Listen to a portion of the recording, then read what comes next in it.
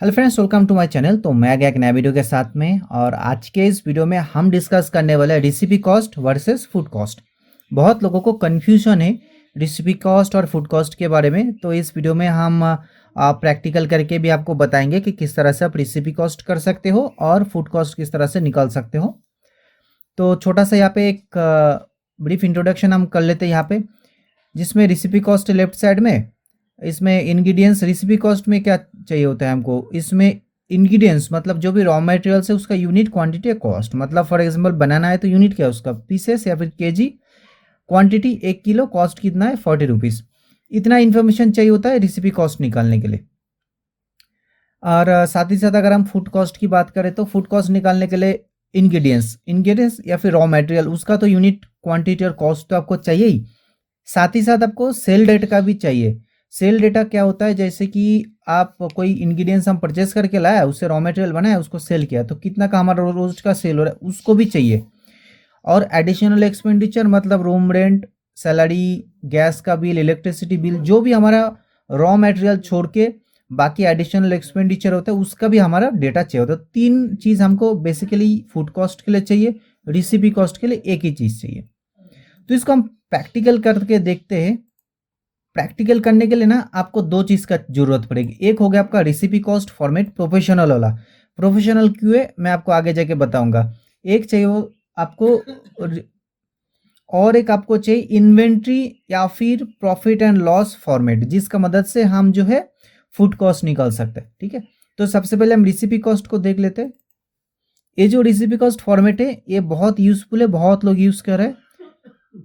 तो मैं आपको बता देता हूँ, इसमें देखिए दो सेक्शन है, एक ये जो है मेन रेसिपी सेक्शन है, यहाँ पे एक सब रेसिपी सेक्शन है।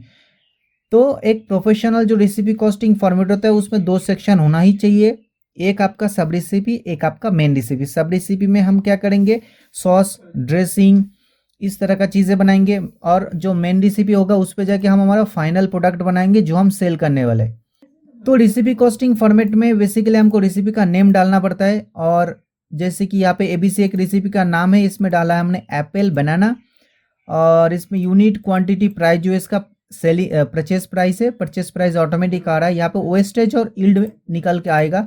फॉर एग्जांपल बनाना है तो बनाना का हमारा 1 किलो बनाना से 100 ग्राम अप्रॉक्सीमेटली वेस्टेज, उसका सिल्का फेंकना पड़ता है तो हमारा वेस्टेज है। बाकी यील्ड हमारा 900 ग्राम, और यहाँ पे इस रेसिपी में हम बनाना यूज़ कर रहे हैं 200 ग्राम और एप्पल 100 ग्राम, तो उसका कैलकुलेट होकर 300 ग्राम हमारा रेसिपी पोर्शन बन रहा है, और उसका कॉस्ट है 33 रुपीज़।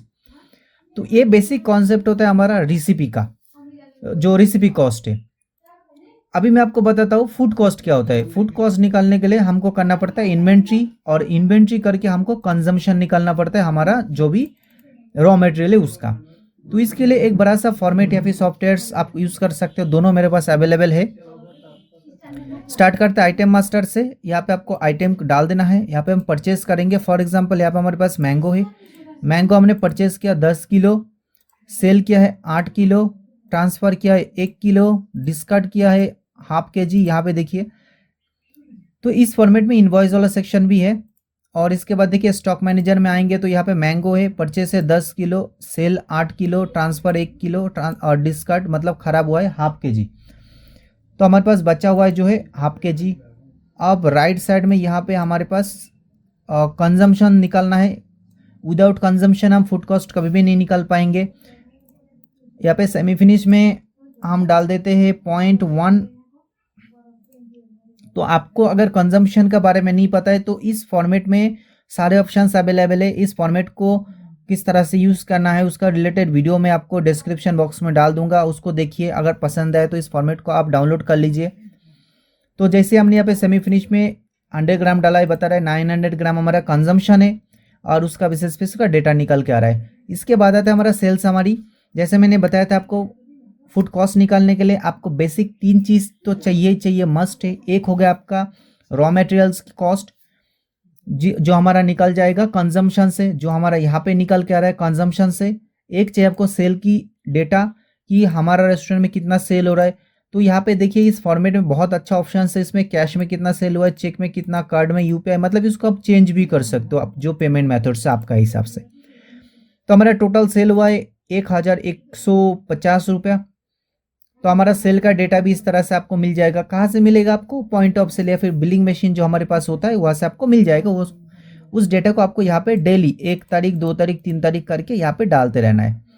इसके बाद जो एक सेक्शन आता है एडिशनल एक्सपेंडिचर, जो बहुत ही इंपॉर्टेंट रोल लेता है, चाहे वो प्रॉफिट एंड लॉस फॉर्मेट हो या फिर फूड कॉस्ट निकालना हो। इसमें जो वॉल्यूम होता है, जैसे कि रूम रेंट, आपको 1 लाख या 50,000 अराउंड आपको रूम रेंट छोटा मोटा रेस्टोरेंट्स या फिर कैफ़े के लिए पे करना पड़ता है, तो बहुत बड़ा अमाउंट होता है, उसको आपको यहाँ पे डालना है। सैलरी स्टाफ का वो भी एक बड़ा वॉल्यूम होता है। Transport cost, electricity charges, gas charges, blah blah जो भी है, वो सारे चीज़ हम रॉ मटेरियल छोड़ के वो सारे चीज़ हम एडिशनल एक्सपेंडिचर में डालेंगे। तो बेसिकली हमारा कंजम्पशन निकल के लिए हमने यहाँ से हम सेल का डेटा ले लिया, यहाँ पे एडिशनल एक्सपेंडिचर, बस हमारा खत्म हुआ है। और यहाँ पे देखिए ऑटोमेटिक आपका परचेज, सेल, ट्रांसफर, डिस्कार्ड आ गया। अवेलेबल स्टॉक कितना है, उसका वैल्यू कितना है। लेफ्ट साइड में यहाँ पे आपका एक्सपेंडिचर कितना हुआ उसका डेटा आ गया। यहाँ पे इनकम कितना है उसका डेटा आ गया। नीचे यहाँ पे देखिए प्रॉफिट कितना है 60 रुपीज़ से, फूड कॉस्ट परसेंटेज कितना है 95 रुपीज़ से। तो इस तरह से आपको फूड कॉस्ट निकाला जाता है, जहाँ पे आपका रॉ मटेरियल्स की कंजम्पशन निकालना है, सेलिंग मतलब जो भी सेल हुआ उसका डेटा उठाना है, और एडिशनल एक्सपेंडिचर। तो ये जो फॉर्मेट है टोटल एक पैकेज है प्रॉफिट एंड लॉस फॉर्मेट के लिए और इन्वेंट्री के लिए भी।